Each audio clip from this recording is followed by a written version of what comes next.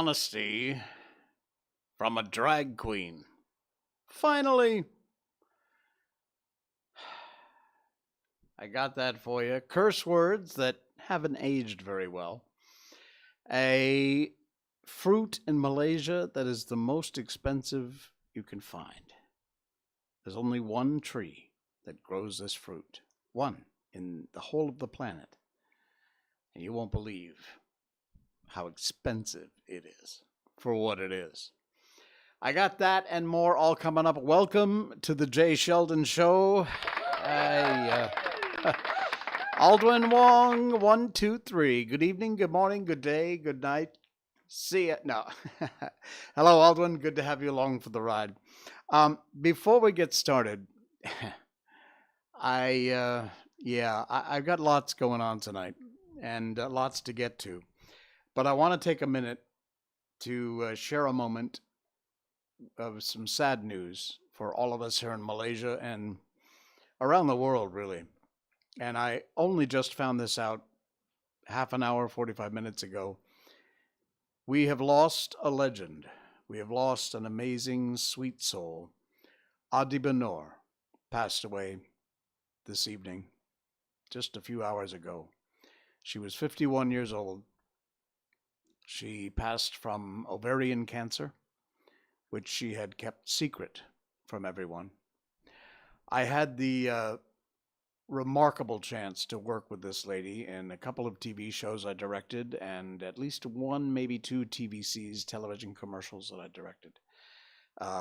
She was such an amazing talent, the voice of a songbird, an incredible actor, and in addition to all that and all that talent, she was an amazing, sweet woman. Just the most personable, approachable, incredible woman. And her loss is a big loss for not only the entertainment industry, but for everyone. So, Adiba, we will miss you dearly. And we will think of you often. A sad, sad moment in Malaysia here. Adiba Noor passed today at 51 years old, and like I said, she's going to be badly missed. She was, and there's a picture of her here on the screen now. If you're listening on the podcast, you can check that out. This is from my post I did as soon as I found out about it, and an article in the Malay Mail. Entertainer Adiba Noor dies at 51 from ovarian cancer. I didn't have time to put these links in the show notes tonight, so sorry about that. But if you just do a search, you want to find out more about this incredible woman, please do. And give her a moment. Think about her tonight for just a bit. And we wish her family and all the best, and our condolences to them. Wow. Not the kind of news you want to start a show off with. It just put a wet blanket on everything tonight. But I wanted to share that and pass that along. Yeah, Aldwin says, no, I watched her a few times in my childhood. I'll tell you what, a story that not many people know. Every filmmaker or writer or director has a pet project. I have one that I've written and wanted to get made, which one day, if I'm not dead before then, we'll get it made. In fact, hang on. I was so encouraged to get this film made. I actually made up this is the film, Lembu, the movie. This is my ball cap. I wear it sometimes. Anyway, one of the stars of my film. When I write, I usually imagine who I want to play the roles. And there is a older Malay couple in this film. And the woman, the wife of this couple in my head from the moment I first had this idea for the film was Adiba Noor. And sadly now, obviously, that's not going to happen. But yeah, so there's been this strange behind the scenes connection there to my favorite pet project film, which who knows one day may get made, but sadly it won't be as good as it could have been because it won't have Adiba in it. But that's all right. We'll move on. All right, lots going on tonight in the show. We got so much to get to. Let's get right to it. There has been a controversy lately brewing in the U.S. mostly about parents bringing kids to drag shows. Drag shows, I mean, who doesn't? I don't need to explain drag shows to you. We have them here in Malaysia. I know we're not supposed to, but we do. They're everywhere. For an adult, they're relatively harmless, but they are normally, they get kind of nasty. They're a bit sexual. They're a lot of fun. They're very funny. I'm not a big fan of drag, but you do you. Like I always say, you do you.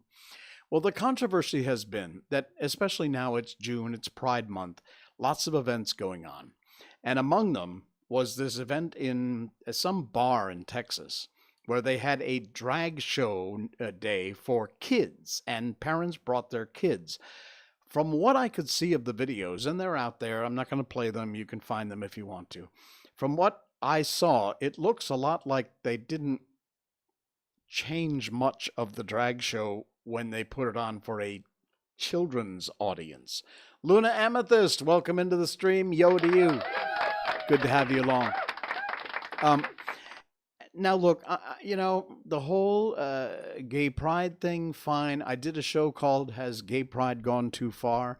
We talked a little about that in our past shows. And in, the whole LGBT, QSR, ABC, plus minus divided by whatever, I think they've watered it down so much that it just means nothing anymore. It's silly. Trying to be inclusive, you're actually not including anybody because you've watered it down too much. But anyway, back to the drag queen shows.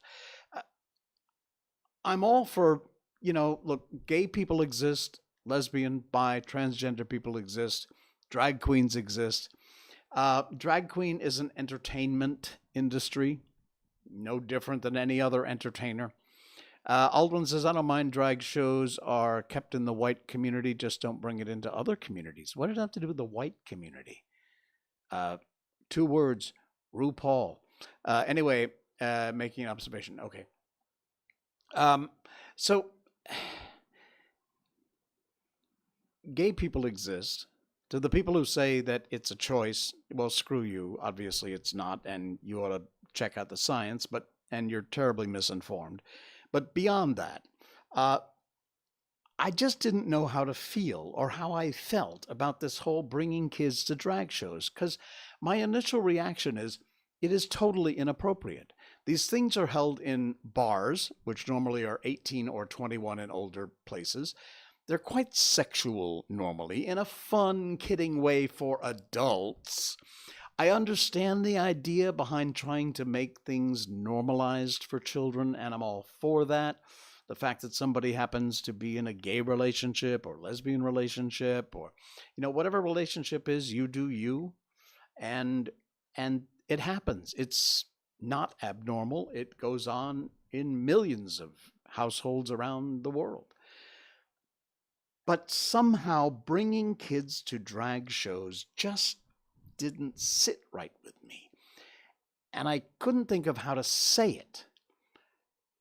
And this got got put online today on rumble.com. It's from the Bongino Report, which is Dan Bongino's news outlet place. Big fan of Dan Bongino. You all know that. And this summed up brilliantly exactly why I have a problem with kids at drag shows, and I don't think they belong there. Let me make sure I get this right. I'm going to turn on the sound. And yeah, that's true, Aldwin. He did capitalize on it. All right, my voice might be doubled, but it'll fix it in a minute. So anyway, this is, I can't give credit to who this drag queen is, but she is amazing. And listen to what she has to say about bringing kids to drag shows, because this is spot on.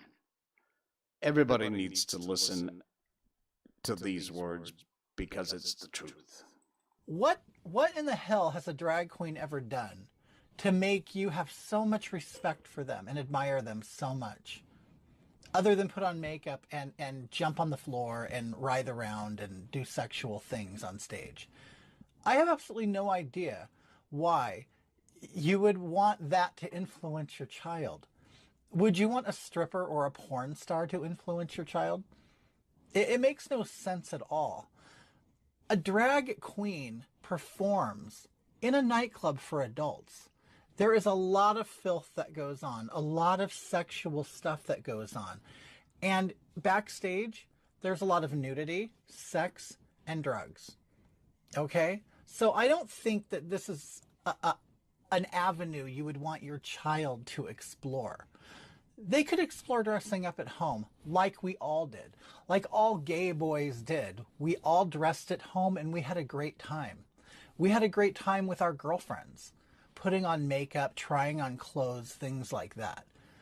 But to actually get them involved in drag is extremely, extremely irresponsible on your part. And I understand you might want to look like you're with it, that you're cool, that you're woke, that you're not a Nazi, that you're not a homophobe, whatever it may be. But you can raise your child to be just a normal, regular, everyday child without including them in gay, sexual things. And honestly, you're not doing the gay community any favors. In fact, you're hurting us, okay? We have already had a reputation of being pedophiles and being perverts and deviants. We don't need you to bring your children around. So you keep your kids at home or take them to Disneyland or take them to Chuck E. Cheese. But if you need your child to be entertained by a big human in a costume or in makeup, take them to the circus or something. When they turn 18, then why don't you take them to the clubs on their 18th birthday? Because it's an adult thing, okay? So don't ruin your child's life and don't ruin us, because that's what you're doing. There you go. There you go. What in the hell has... Like I said, if you're listening to the podcast, that is a drag queen on camera saying exactly what I couldn't find the words to put out there. And I'm so glad the Bongino Report posted that, because that, like I said, it bugged the hell. And you're right, Alwyn, rare to hear this from a drag queen. But you know what? That is the most honest and open assessment of why it is not a good idea to be bringing your kids to drag shows. Now, drag queen wants to read a book to kids or something in a school. I'm not sure that's appropriate either, but, whatever. We can have that argument another day. But bringing your kids to an 18 or 21 and older club, nightclub, bar, and watching a drag show, no, sorry, it just doesn't sit right with me.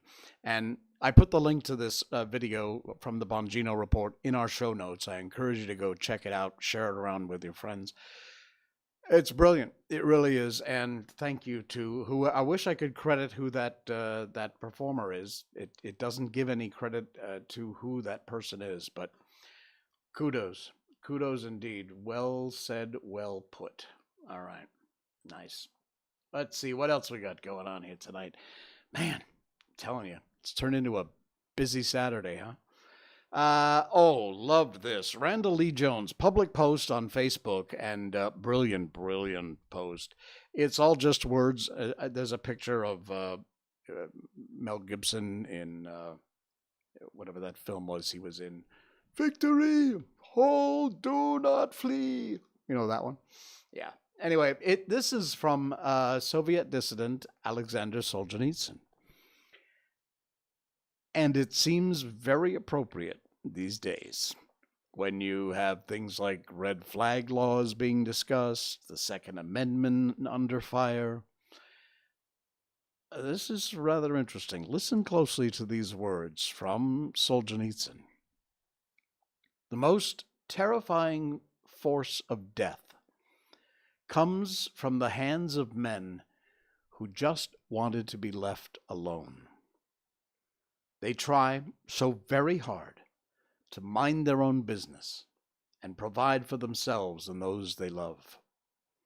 They resist every impulse to fight back, knowing the forced and permanent change of life that will come from it.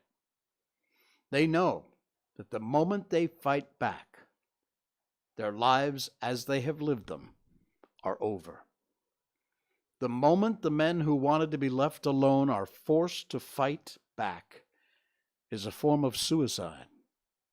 They are literally killing off who they used to be, which is why, when forced to take up violence against those who murdered their former lives, they fight with raw hate and a drive that cannot be fathomed by those who are merely play acting at politics and terror. True terror will arrive at these people's door, and they will cry, scream, and beg for mercy. But it will fall upon the deaf ears of men who just wanted to be left alone. From Soviet dissident Alexander Solzhenitsyn. Wow. Some very powerful words. Hey, we didn't do our Miko update tonight, but it just seemed a bit inappropriate to be celebrating and talking. I'd just give you a brief Miko update. She's doing great. Ate her dinner all by herself tonight without us having to feed her, and she's hanging in there. Had a couple of good walks today, so thanks all those who are always sending me messages and emails saying, how's Miko? She's great. Thank you. I thought she was going to come up on the show tonight. She was in the studio earlier, but as soon as I fire the cameras up, she knows that sound, and pew, she's gone. All right. Do you curse? Do you use curse words? I got some curse words for you can use that you can't get in trouble for. This is the coolest post. It's in our show notes if you want to check it out. It's from social.entrepreneur.com. Social, basically. Curse words from the past that really haven't aged very well. Language is constantly changing, and swear words are no exception. You know, just a little point of personal whatever here.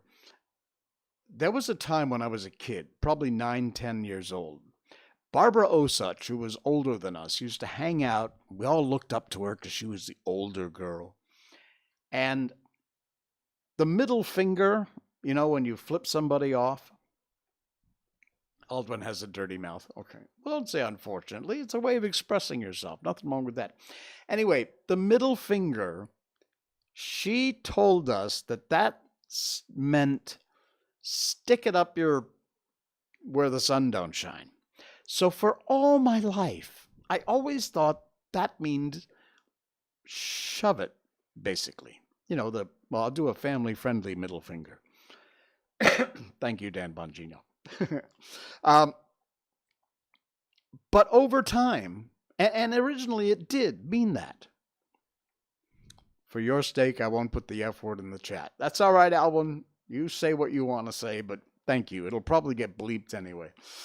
Anyway, over time, the middle finger evolved to mean F you.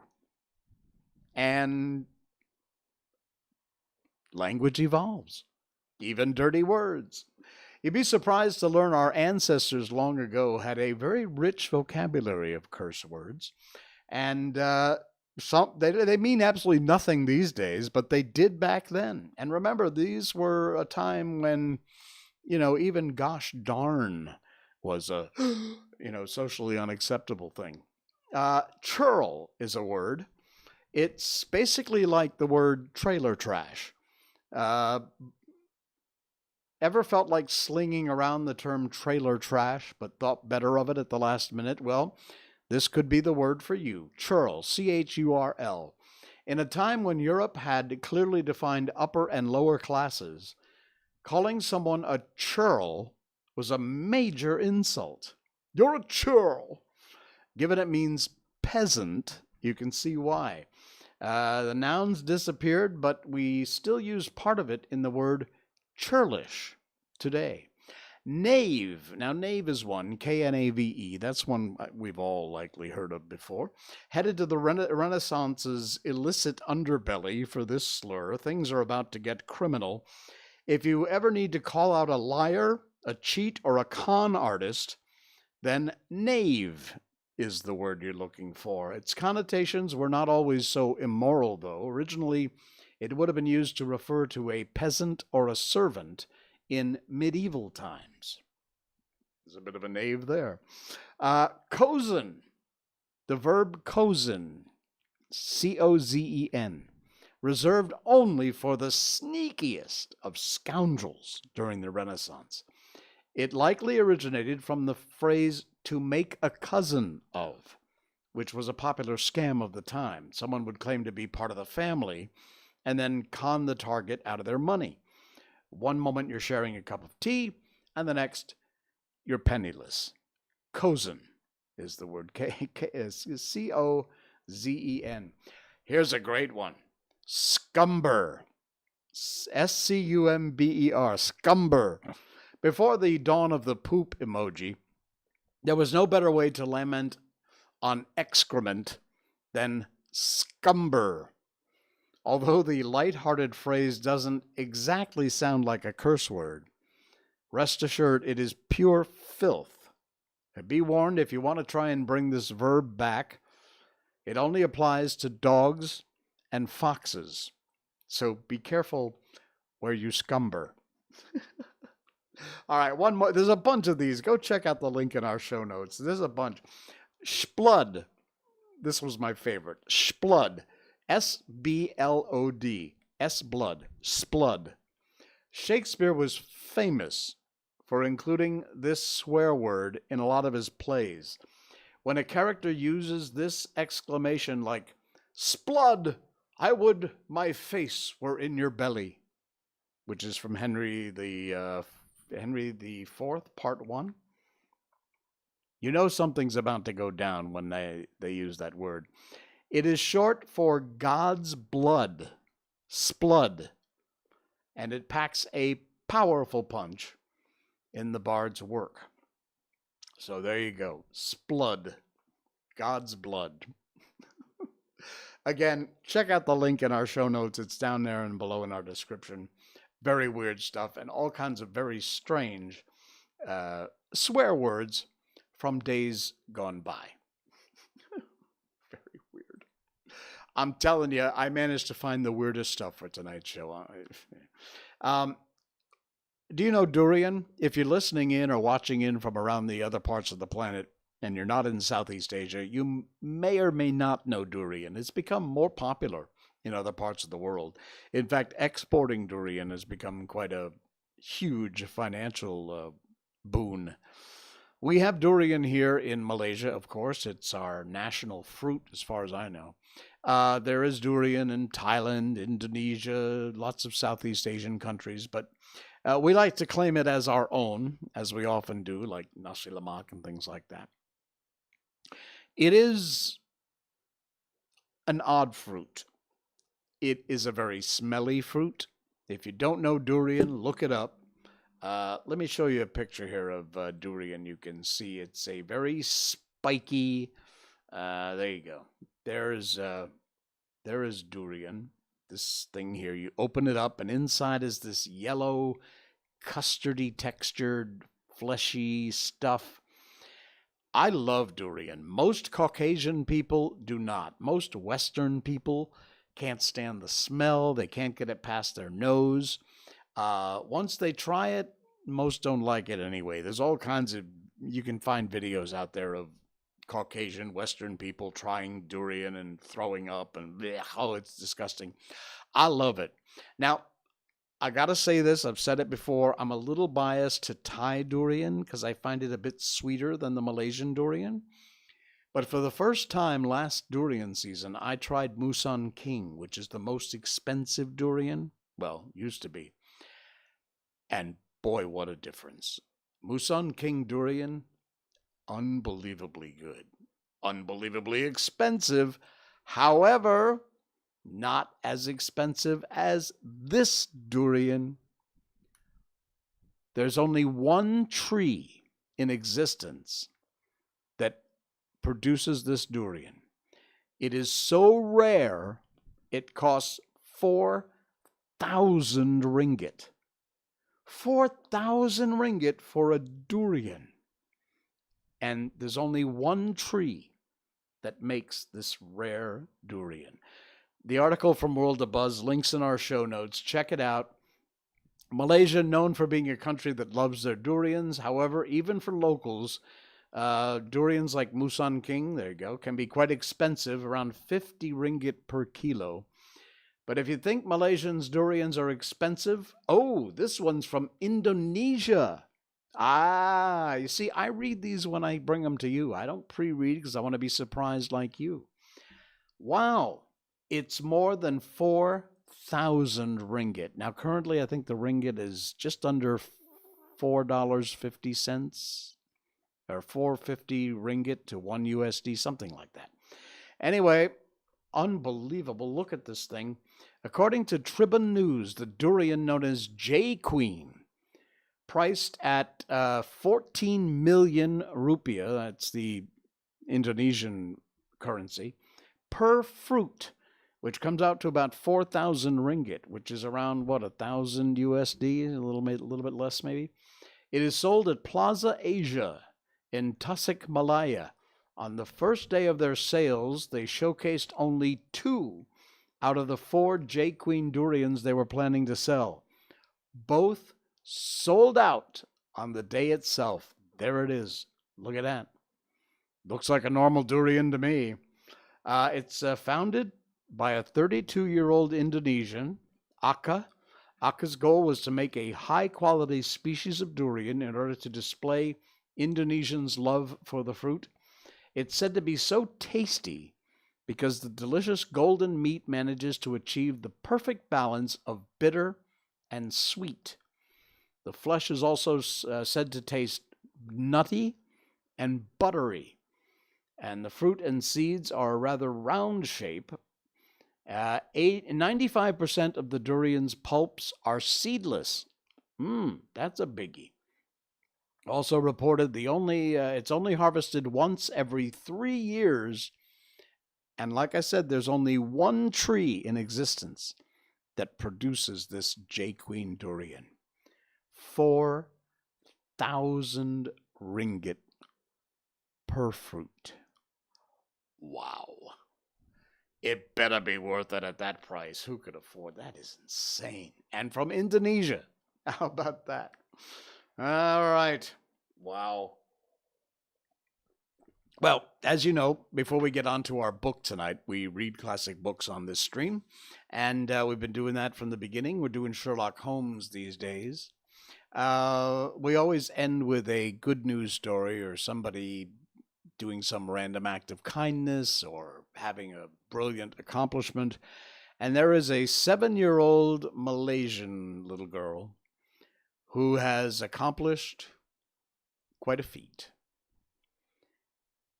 She did a painting of Queen Elizabeth as a part of a promotion with the British Council and all for the Queen's Diamond Jubilee, or Platinum Jubilee, I guess it was. And this 7-year-old Malaysian student's painting is headed to Buckingham Palace. How about that? There she is, all masked up. Her name is Lily, and there is her painting of the Queen and her corgi. The painting of Queen Elizabeth was named the overall winner at her school's The Queen's Portrait competition. And she is 7 years old, Lily Chong Atkinson, currently waiting for a special letter with great anticipation. After all, it's not every day that you're going to get a letter from Queen Elizabeth II herself. The year 3 student from KL, Alice Smith School, recently selected as the overall winner of her school's The Queen Portrait competition. There she is drawing her masterpiece. As a result, the British High Com in Malaysia will be sending her A3 size painting to the Queen, and the Queen is expected to write a letter back to Lily in appreciation. I'm so excited and happy, I can't believe my painting will be in Buckingham Palace. I'm so excited about getting the letter from the Queen, said Lily during a phone interview. The competition held in conjunction with her Platinum Jubilee celebration. And Lily's mother, Sue Ann Chong, 41 years old, said her daughter found a photograph of Queen Elizabeth on the internet and then replicated it to the best of her abilities. She was over the moon when the head teacher personally went into her classroom to tell her she was the overall winner. There were category winners that were announced earlier in the day, but they didn't reveal who the overall winner was. And it is Lily. And a big congratulations to you. Wow, nice job. Fantastic. There she is again with her amazing picture. Lily, congratulations. Well deserved and nice picture. Apparently she's been painting for a long time. She takes her paints with her everywhere. And her preferred medium, by the way, is watercolor. Man, that's nice. That's a great story. Congratulations, Lily. Be sure and follow up and let us know when you get your letter. Love to see that too. All right, good old Lily. Here we go. All right, it is time to move on up and over to our book. As you know, we read classic books on this show, and we're doing the adventures of Sherlock Holmes.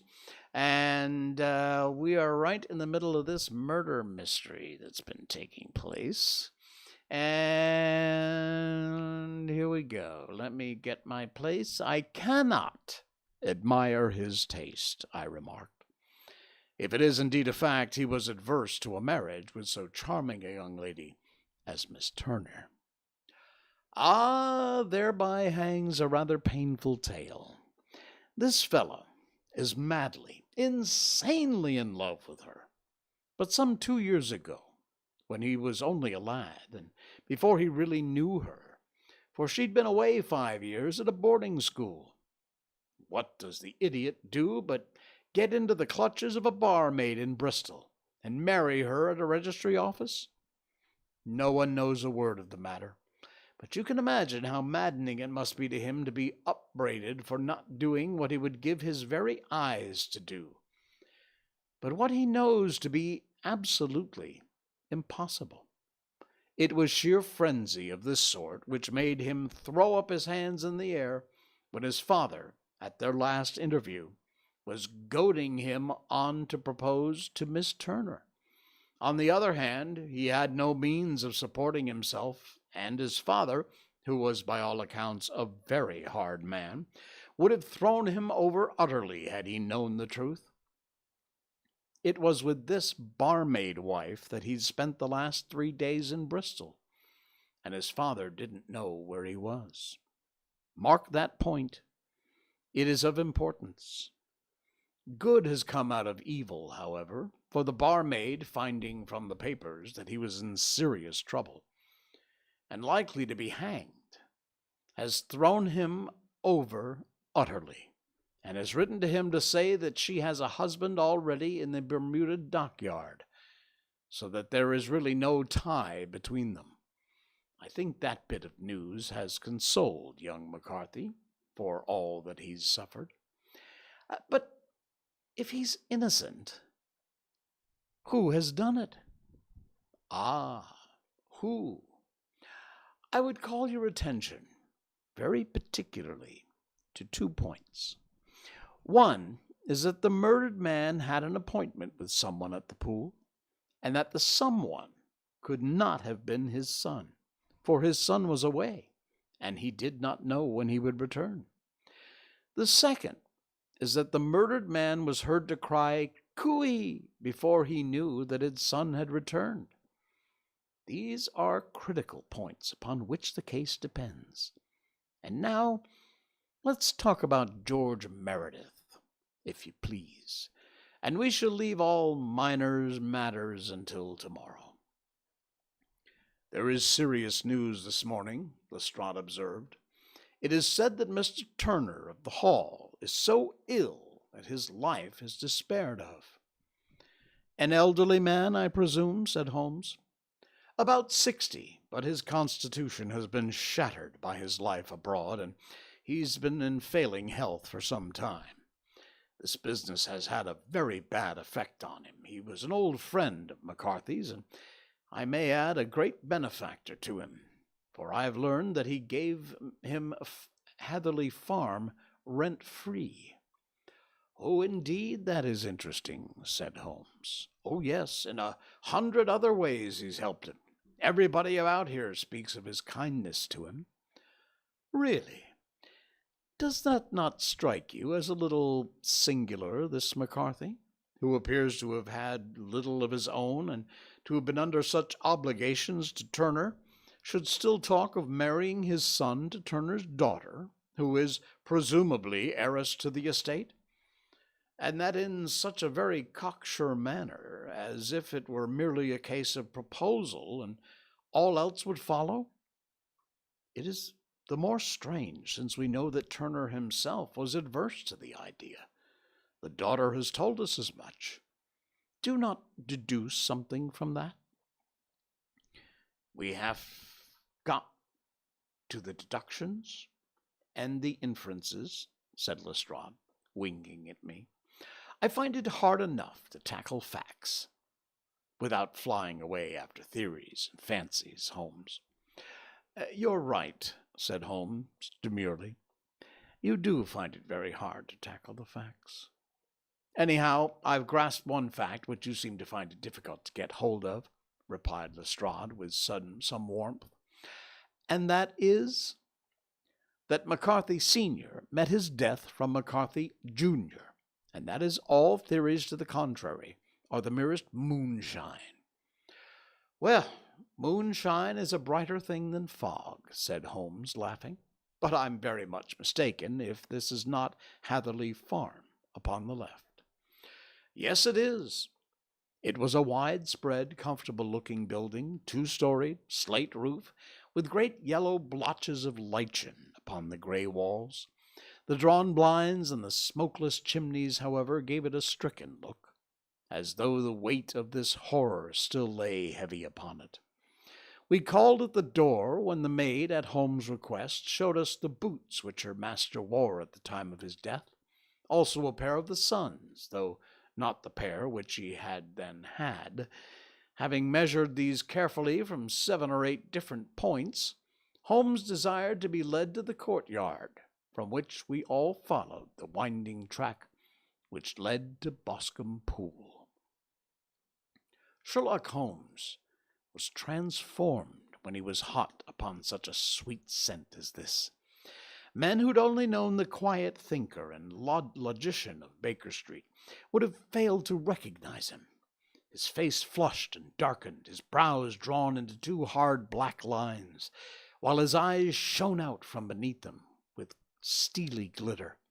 His face bent downward, his shoulders bowed, his lips compressed, and the veins stood out like a whipcord in his long, sinewy neck.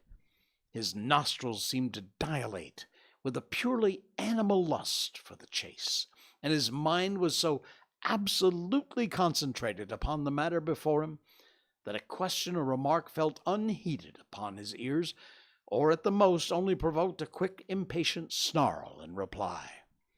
Swiftly, silently, he made his way along the track which ran through the meadows, and so by way of the wood to the Boscombe Pond. It was damp, marshy ground, as is all that district, and there were marks of many feet both upon the path and amidst the short grass which bounded it on either side. Sometimes Holmes would hurry on, sometimes stop dead, and once he made quite a little detour into the meadow.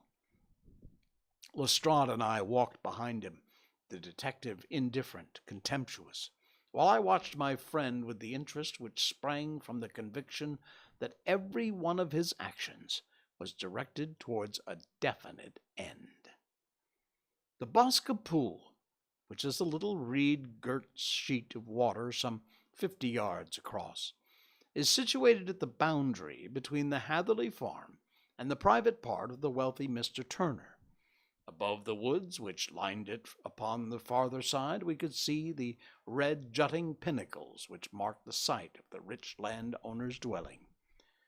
On the Hatherley side of the pool, the woods grew very thick, and there was a narrow belt of sodden grass 20 paces across between the edge of the trees and the reeds which lined the lake. Lestrade showed us the exact spot at which the body had been found, and indeed so moist was the ground that I could plainly see the traces which had been left by the fall of the stricken man. To Holmes, as I could see by his eager face and peering eyes, very many other things were to be read upon the trampled grass. He ran round like a dog picking up a scent, and then turned to my companion. "What did you go into the pool for?" he asked. "I fished about with a rake. I thought there might be a weapon or some trace, but how on earth— Oh, tut, tut, tut, I have no time. That left foot of yours, with its inward twist, is all over the place. A mole could trace it, and there it vanishes among the reeds. Oh, how simple it would all have been had I been here before they came like a herd of buffalo and wallowed all over it. Here is where the party with the lodge-keeper came, and they have covered all tracks for 6 or 8 feet around the body. But here are 3 separate tracks of the same feet." He drew out a lens and lay down upon his waterproof to have a better view, taking all the time rather to himself than to us. "These are young McCarthy's feet. Twice he was walking, and once he ran swiftly, so the soles were deeply marked, and the heels hardly visible. That bears out his story. He ran when he saw his father on the ground, and then here are the father's feet as he paced up and— What's this, then? It's the butt end of the gun as the son stood listening. And this— Ha! What have we here? Tiptoes! Tiptoes! Square, too, quite unusual boots. They come, they go, they come again. Of course, that was for the cloak. Now, where did they come from?" He ran up and down, sometimes losing, sometimes finding the track, until we were well within the edge of the wood and under the shadow of a great beech, the largest tree in the neighborhood. Holmes traced his way to the further side of this and lay down once more upon his face with a little cry of satisfaction. For a long time he remained there, turning over leaves, dried sticks, gathering up what seemed to me to be dust into an envelope, and examining with his lens not only the ground, but even the bark of the tree as far as he could reach. A jagged stone was lying among the moss. This was also carefully examined and retained. And then he followed a pathway through the woods until he came to the high road, where all traces were lost. "It has been a case of considerable interest," he remarked, returning to his natural manner. "I fancy that this gray house on the right must be the lodge. I think that I will go in and have a word with Moran, perhaps write a little note. And having done that, we may drive back to our luncheon. You may walk to the cab, and I shall be with you presently." It was about 10 minutes before we regained our cab and drove back into Ross, Holmes still carrying with him the stone which he'd picked up in the wood. "This may interest you, Lestrade," he remarked, holding it out. "The murder was done with it." "I see no marks." "There are none." "Well, how do you know, then?" "The grass was growing under it. It had only lain there a few days. There was no sign of a place whence it had been taken. It corresponds with the injuries, and there is no sign of any other weapon." "And the murderer?" "It is a tall man, left-handed, limps with the right leg, wears thick-soled shooting boots and a gray cloak, smokes Indian cigars, uses a cigar holder, and carries a blunt penknife in his pocket. There are several other indications, but these may be enough to aid in our search." Lestrade laughed. I'm afraid I'm still a skeptic, he said. Theories are all very well, but we have to deal with a hard-headed British jury. Nous verrons, answered Holmes calmly. You work your own method, and I shall work mine. I shall be busy this afternoon, and shall probably return to London by the evening train.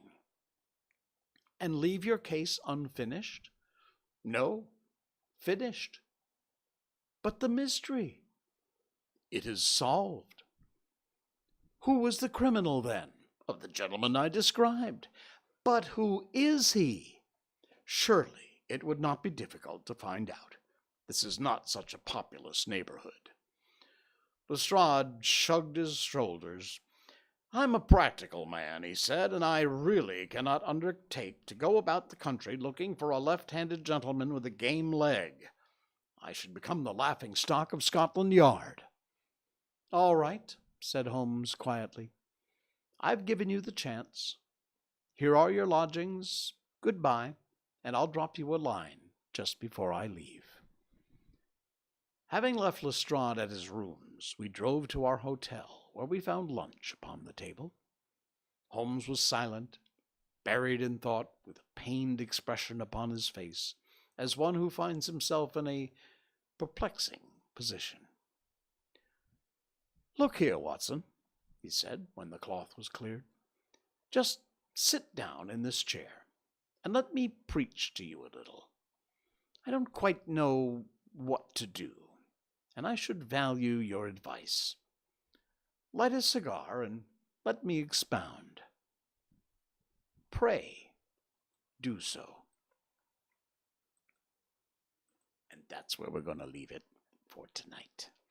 We will find out the conclusion and who this odd fellow is in our next live stream, which will come up on Monday night. Yeah, cool beans. All right, we'll continue this, and I think we'll wrap up this chapter coming up on, like I said, on Monday's live stream. All right, that's it. That's it. We're done. Aldwin gets one final thing in here. Jay, I watched Jurassic World Dominion. Yes, it was by far the best among the Jurassic World trilogy. 9 out of 10. I'd like how the movie implemented iconic scenes from the first Jurassic movie, giving the audience a nostalgic feel. Great happy ending we all deserve and love. That's cool. And I love, yes, you're right. When movies do that, it's brilliant. When they kind of recall back or bring back a memory from a past film. Really nice touch that the writers, the directors put in there. You're right. I'm glad to hear you like the film. Haven't seen it yet, but desperately want to. So hopefully I will do that sometime soon. Good beans. Thanks for the review. Appreciate that. All right, that's it, folks. Thanks for watching. I'm Jay Sheldon. Good night.